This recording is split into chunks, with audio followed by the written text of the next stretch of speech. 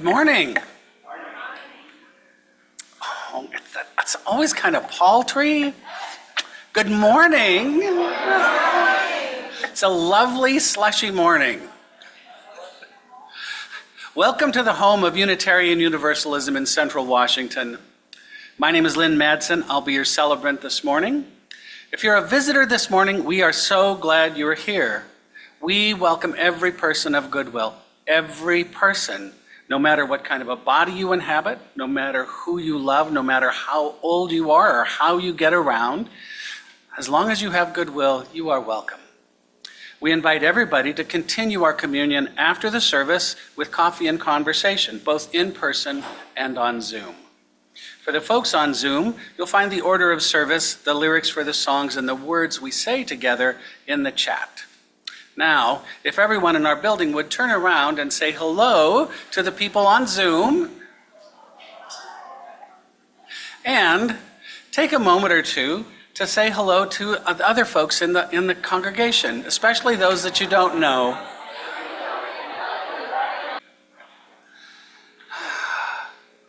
Our fellowship is located on the ancestral homeland of the Pasquosa. For thousands of years, the Pasquosa have lived here, making a vibrant way of life and a rich culture from the land, the beings, and the human neighbors with whom they shared it. Hear now the words of Malia Kahalen Inia Chun in response to the standoff at Standing Rock. Me, I'm just a mom on a tiny island in the middle of the Pacific, and as I sip my tea and think about the holiday Americans call Thanksgiving, I'm not thinking about ovens roasting overstuffed turkeys, or the smell of pumpkin pie baking, or the endless sales that feed our consumer appetites. No, I'm thinking about the thousands of faces of mothers, fathers, brothers, sisters, and children being brutalized. These faces are 3,652 miles away, but in them I see my own mother, father, brothers, sisters, my own children. You see, I'm Hawaiian, and I too understand the pull and ache one feels to protect the sacred, to protect life, to protect our ancestors and our descendants. For Native peoples, this pull and ache is not a choice. Back in 1842, a young Hawaiian by the name of Timoteo Ha'alilo felt the same pull and ache of responsibility. Hawaiians call it kuleana, which drove this young Hawaiian across the world to gain European recognition for the independence of the Hawaiian nation. Ha'alilo was successful, and Hawaii became the first non-European indigenous nation to be recognized within the League of Nations. Sadly, Ha'alilo died before his return home, but to honor his efforts, Hawaiian declared November 28, 1842, Hawaiian Independence Day, or La Kuka'a. After the illegal overthrow of Hawaii's kingdom in 1893, colonizers banned La Kuka'a and replaced it with what we now call Thanksgiving, in hopes of forever erasing Hawaiian history of independence from the minds of its descendants. As for me, a mom on a tiny island in the middle of the Pacific, on the day Americans celebrate Thanksgiving, I celebrate La Kuka'a, Hawaiian Independence Day, and think of my Native American brothers and sisters 3,652 miles away, fighting for what is sacred and essential to human survival, land and water. And I sharpen my spear and prepare for the pull and ache of ancestral obligation. The Pasquosa still live here, still practice their cultural traditions, are still trying to form healthy, respectful relationships with the dominant culture, and still working to have their rights restored and treaty obligations fulfilled. We have said we are going to do our part to support them. For more on this subject, please visit our website, cascadeuu.org, under Welcome.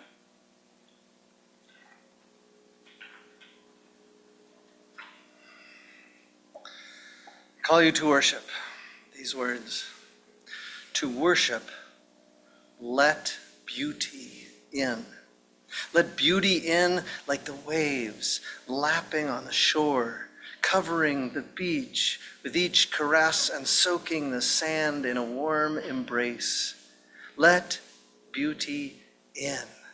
Let beauty in like after a day of cold clouds, a burst of sunlight filling hearts and homes with radiance and pure delight. Let beauty in. Let beauty in like an unexpected gift from the Spirit of life herself. Imagine it comes with a note. Behold what creation does. Beauty. Behold, this is love made real. Touch, taste, and smell beauty all around you. Let us be aware of exquisite beauty that is present in each of us and in this hour of worship. May the magnificent pull us towards beauty. Please us, hold us, welcome us, and help us all let beauty in. And so now we're going to rise and sing a song. That's where we're going to bring in beauty. Going to sing Gather Together. Lyrics will be on the screen. It's also in the book at 349.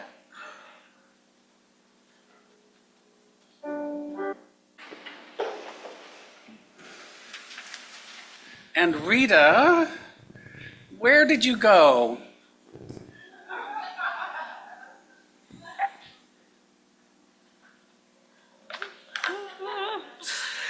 Well, everyone, the auction bids have all been put in place and are down from the wall. And so today is the day that you can plan on paying for your auction items right after the service. You need to allow some extra time because lots of people will be paying at the same time. So after the service, pick up your statement of your items. They'll be back in the back of the sanctuary. People will be passing them out. Take your statement to the checkout table, which will be up here at the front of the sanctuary. Pay for your items with cash, card, or check, and then you can pick up any tangible items in the office. So that's it. Yeah, Leroy. So, is there a charge? Can we use our charge card? Or is there a change in like that? There's a small fee for that we are charged for using cards. Yep, that's a good question. Yeah, Barbara.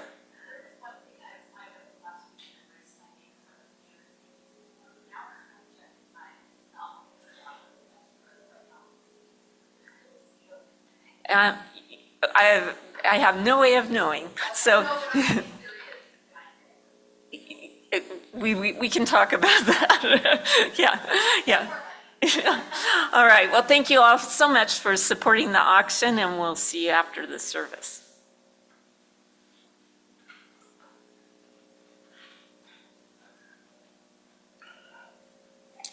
Now it's time to light the chalice. And Maya, if you'll come up.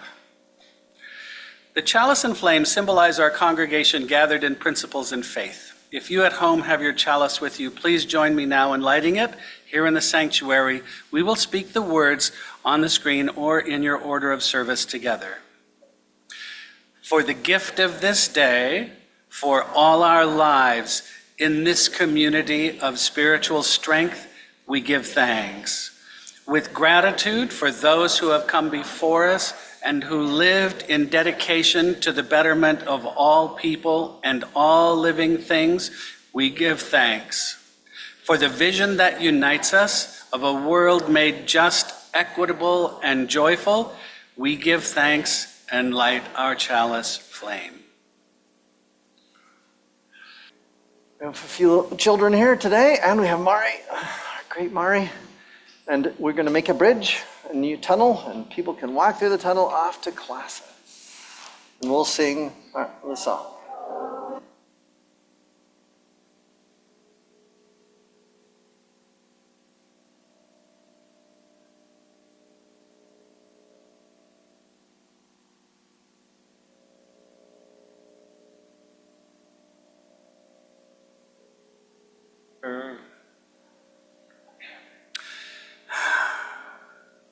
So today we have 3 readings. The first is from Marcus Aurelius, a Stoic philosopher and an emperor. Do not indulge in dreams of having what you have not, but reckon up the chief of the blessings you do possess, and then thankfully remember how you would crave for them if they were not yours. And from John Fire Lame Deer, an Ogallala holy man. I am an Indian. I think about common things like this pot. The bubbling water comes from the rain cloud. It represents the sky.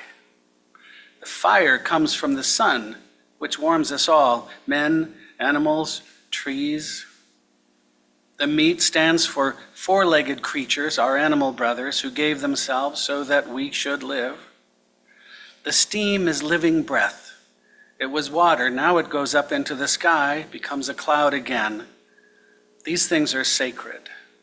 Looking at that pot full of good soup, I am thinking how in this simple manner the Great Spirit takes care of me.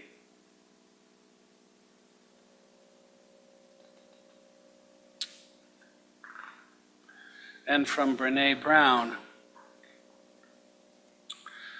To become fully human means learning to turn my gratitude for being alive into some concrete common good. It means growing gentler toward human weakness.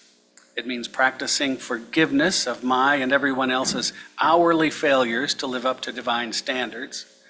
It means learning to forget myself on a regular basis in order to attend to the other selves in my vicinity. It means living so that I'm only human does not become an excuse for anything. It means receiving the human condition as a blessing, not a curse, in all its achingly frail and redemptive reality.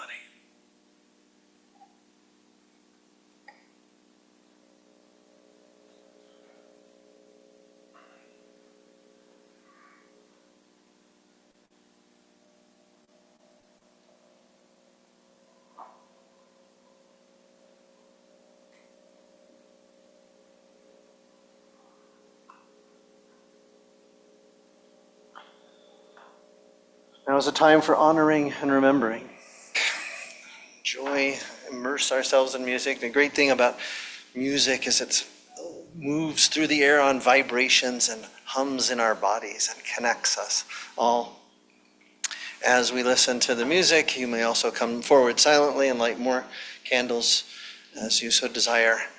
After the music, I encourage you right now just to take a breath, and then after the music, just sit in silence and let the echo and the power of the music flow through you as we move into a time of silent meditation and prayer.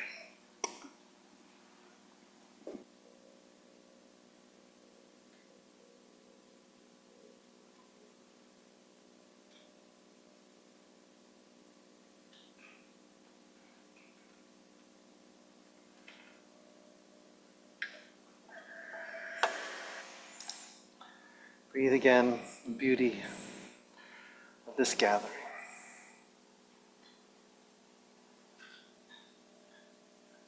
Susie Kasim, in her book, Rise Up and Salute the Sun, writes about gratitude, but she begins with loss. Just as the story of Bear begins with loss and emptiness, and he's sad in the middle because of absence.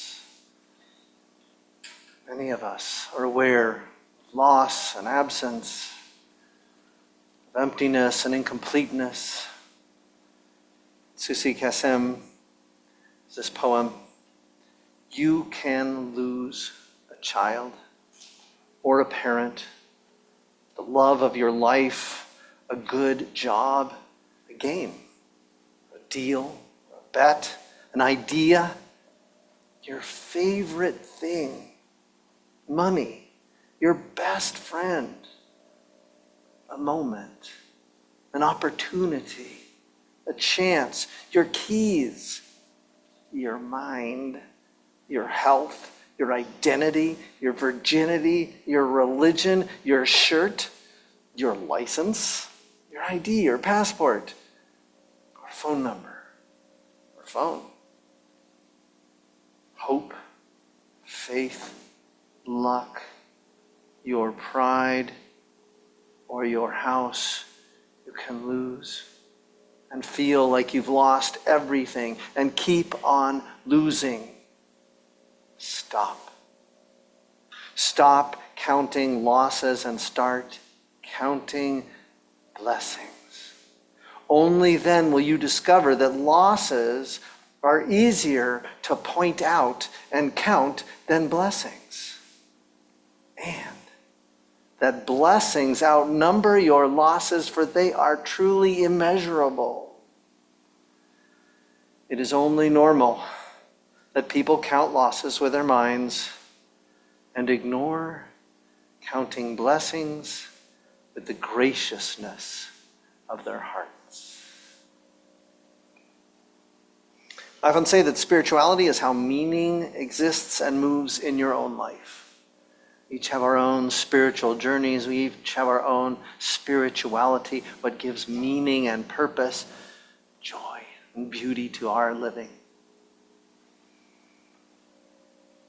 And then religion is how you share your spirituality with other people.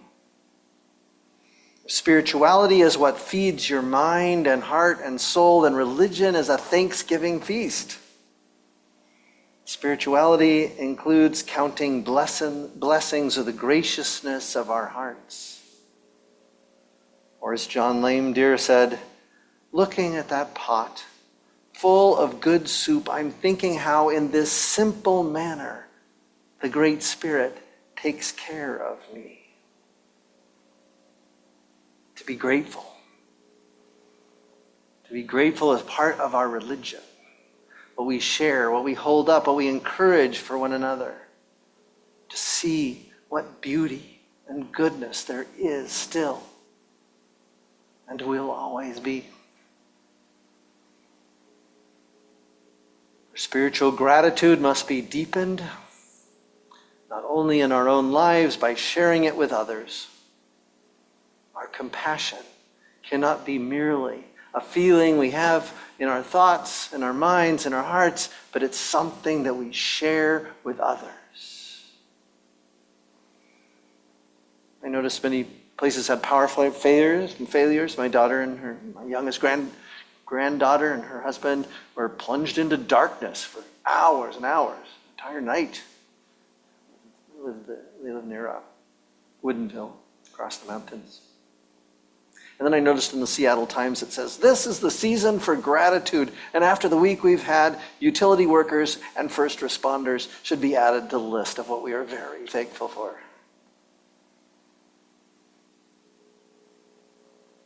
To be grateful.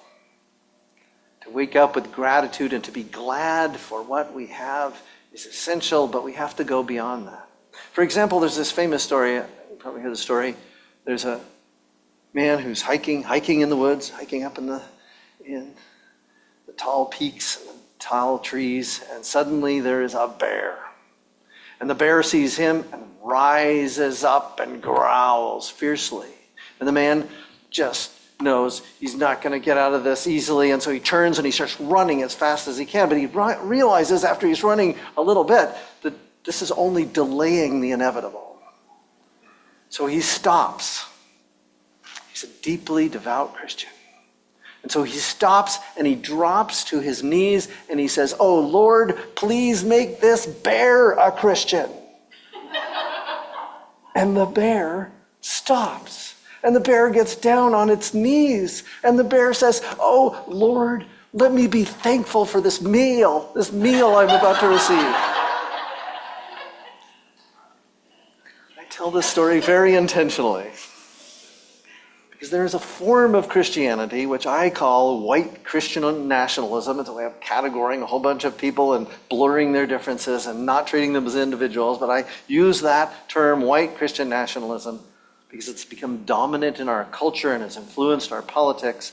And I think every time that I see the words, God bless America, there is a disorientation in my mind, a sense not of blessing, but of anger and alienation and division and separation and not compassion, a lack of compassion.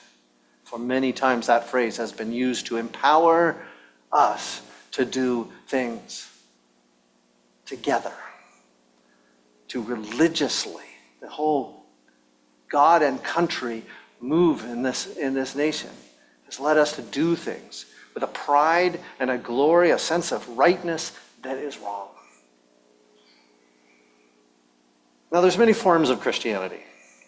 Unitarian Christianity, in particular, emphasizes an openness to approaching doctrines and our thoughts, always testing our thoughts against reality, and always emphasizes the ethical teachings of the founder of Christianity above any supernatural understandings of salvation. Much more important in Jesus' life was things like the story of the Good Samaritan. Samaritans were the political, religious, ethnic enemies of the Jewish people in Jesus' day. They were outsiders. They were outcasts. They were seen as threatening in some way what little dignity and power the Jews had in the face of the Roman Empire. They had already been at odds with the Samaritans, and now were more at odds with the Samaritans. There was this anxiety about their presence. And then Jesus tells this story about loving your neighbor. It's a commandment. Love your neighbor as yourself. And he says, someone asked him, what is this about? How do I do that? And he tells this story of a Samaritan saving a Jew at the side of the road, protecting him and helping him, taking of his own resources and saving that man's life. And this is the essence of Universalist Christianity as well. Universalist Christianity was there in the very beginning. I've said before, it was the most dominant form of Christianity. There were 6 different schools of Christianity that sort of developed, centers of Christianity as the Roman Empire moved forward, and in the first 300 years of really almost into the first 500 years of Christianity, those were the dominant schools. And they all said that an eternal hell, of throwing our enemies in eternal hell, seemed to diminish God's power. If God was truly love, John's gospel says, God is love, then what can we understand of an eternal hell, of suffering and misery and division that never ends? Is God really blessing division and hatred and hurtfulness? And so the Universalists, most Christians, said eventually everyone will be taught what is right and what is good and what is whole, and we will feel connected, and we will be in beloved community, all souls. And I always enjoyed the holiday, All Souls Day. It comes right after Halloween, right? Day of all souls, to be blessed, to feel the blessings of life, to feel the blessings of one another, to no longer feel division and hatred. This is the essence of universalism. It begins with gratitude, a gratitude that you share with others. When you see the sky, I don't know if that was this one or this one. When you see the sky and the sun comes through, and a mountain, it was 2 days ago, just walking through downtown, and the mountain to the north just gets filled with light. And all that white snow and the green trees were just shining like a beacon of the beauty and the goodness of life. How good it is to be in this valley with a river that runs through it, always bringing sustenance, and cleansing, and wholeness. And I felt that beauty in that moment. And I thought about all the people that I could see. I was in downtown Wenatchee, and I was thinking about all the people that I could see, and all of them, some of them completely oblivious to the fact they were blessed with this beauty and this wonder. To see and know that we can all be connected.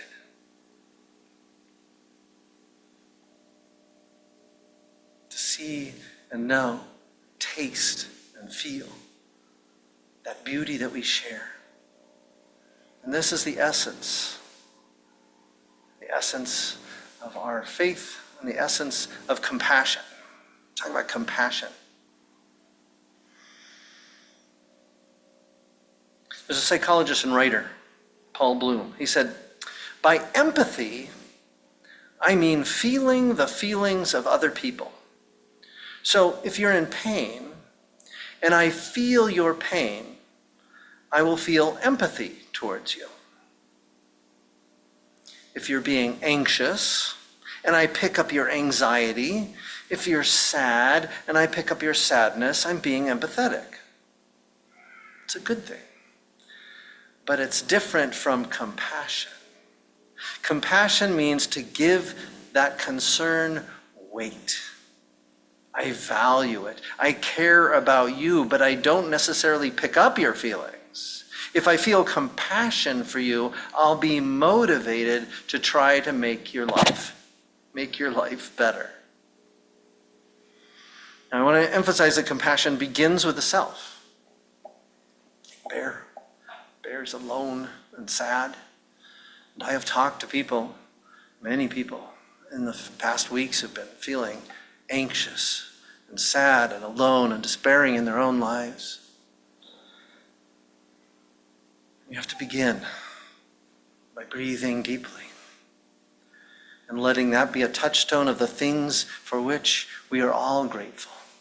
That we can breathe, that there's still some good food left, that people can share, that we can lift each other up despite all our differences, despite all our divisions. We can still connect and affirm one another and hear one another. We can be empathetic and then deeper, compassionate.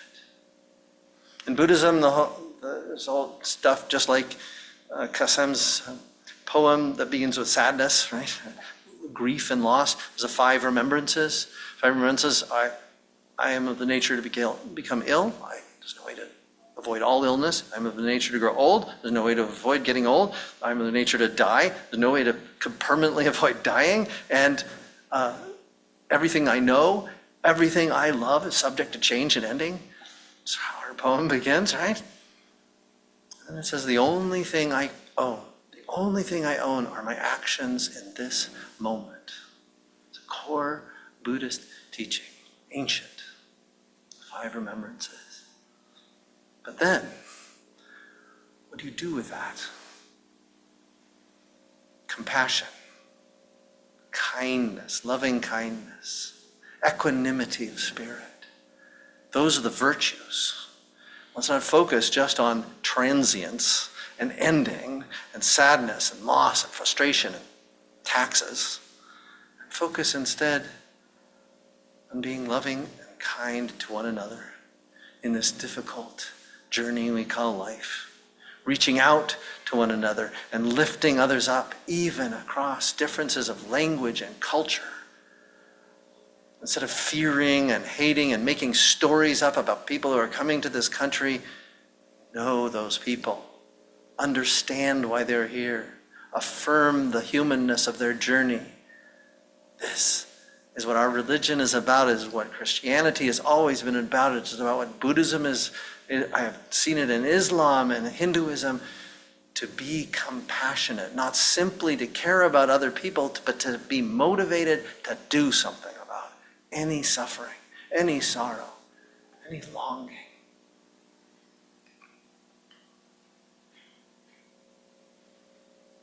And then I came across this story. Oh, first I want to say, now we got this day, Thanksgiving. This day says, be thankful. Right? There were always been days that people give thanks. John Lynn, dear, was a really great piece. Just saying, this is part of my culture. Right? And the woman from Hawaii saying, this is part of my culture. To want to protect and end the suffering and end the loss. Somehow to do something that will restore the ancestors' presence for whom we are so grateful. All those generations of people who reached across boundaries and served one another, we are grateful. There have always been Thanksgiving days, but it was not until October of 1863, during the sad, waning years of the U.S. Civil War, that President Abraham Lincoln set an enduring day for Thanksgiving, for giving of thanks. was influenced by this New Englander, Sarah Joseph Hale, who was an author and editor and Universalist Episcopalian, I'd like to think. She wrote letters to politicians for 40 years, advocating an official holiday, a day in which we would all come together and affirm what we had together and be grateful together. It continued to go on for years. 70 years later, in 1939, President Franklin Roosevelt signed this presidential proclamation changing the holiday to the next to last Thursday in November.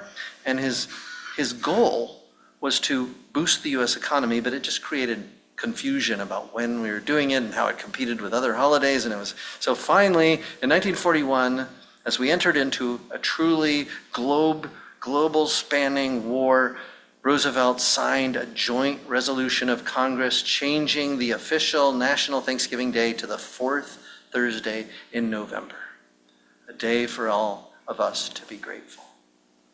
But I've said gratitude is not enough.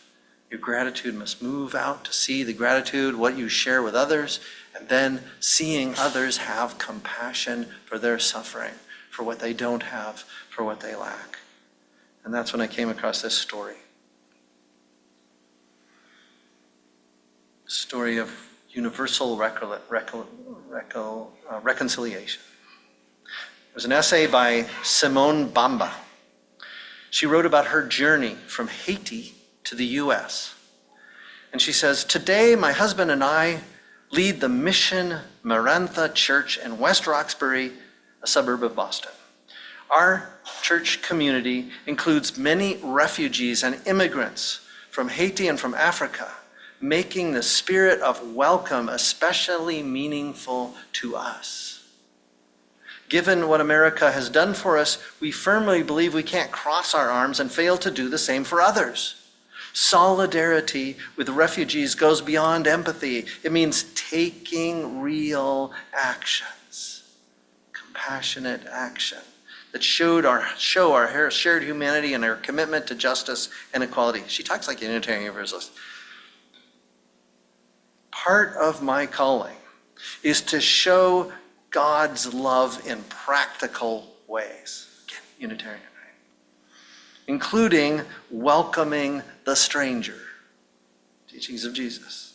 That is why I jumped at the chance to volunteer in 2023 when the U.S. government introduced the Welcome Corps, a new program that empowers regular people to make meaningful difference in refugees' lives. By welcoming them directly into the community, helping them access essential services, fostering a sense of belonging and stability. We have things like WIDGE, the Wenatchee Immigrant Justice, and Hand in Hand, and Cafe that are all doing similar sort of work. The doctor says, "In my community, 7 members of our church came together and sponsored a young man from Somalia. He was named Ibrahim. We helped him sign up for benefits, get identification, furnish his home in America, his first home. We also showed him how to shop for groceries, fill out forms, and we helped him learn basic English phrases. And although Ibrahim is a Muslim and we are Christians, our different faiths did not stop us from connecting. We made sure Ibrahim felt welcome and valued. We helped him find a mosque and a Somali community center, which gave him a safe place to be with others, to share his language and culture. We even helped him find a roommate who is also from Somalia, but most importantly, we became his friends." As Brene Brown said in the piece we used as one of our wisdom readings, to become fully human. To become fully human means learning to turn my gratitude for being alive into some concrete and common good. It doesn't have to be helping immigrants. It can be serving the Chelan David Douglas Land Trust. It can be teaching. It can be smiling at people and being kind.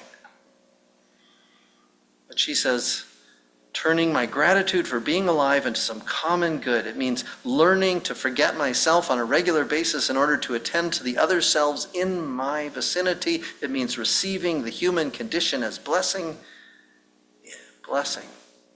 in all its achingly frail and redemptive reality. So I now invite all of you now to think about gratitude and compassion and how they are one whole entirety of beauty.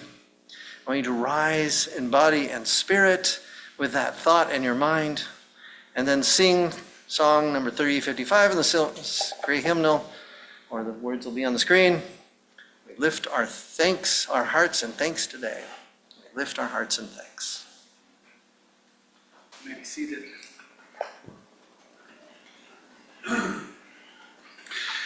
The offering is an ancient element of worship. Giving, regardless of amount, is a spiritual practice that expresses our thankfulness and generosity. We live these values in abundance. Joyfully sharing our gifts in service to the greater good is one way that we create beloved community. We live these values in abundance. We will now receive the offering.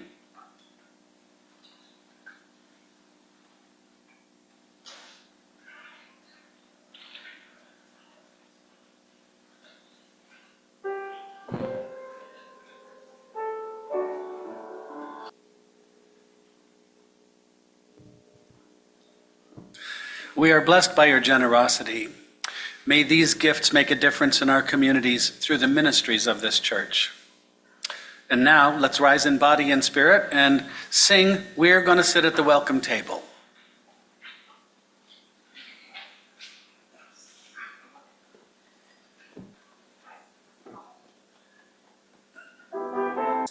Whether the welcome table is with family and friends, or just a lone table in your small abode, your little lair, be grateful, be glad, open your heart to beauty, open your heart to compassion. May we all remember each other and affirm one another and care for one another as we move into the weeks to come. So may it be. Amen. Now, as we extinguish our chalice, please join me in saying the words printed in your order of service or on the screen. We extinguish this flame, but not the light of truth, the warmth of community, or the fire of commitment. These we carry in our hearts and embody our hearts until we are together again. And now we can join our hands in a circle and sing our closing song.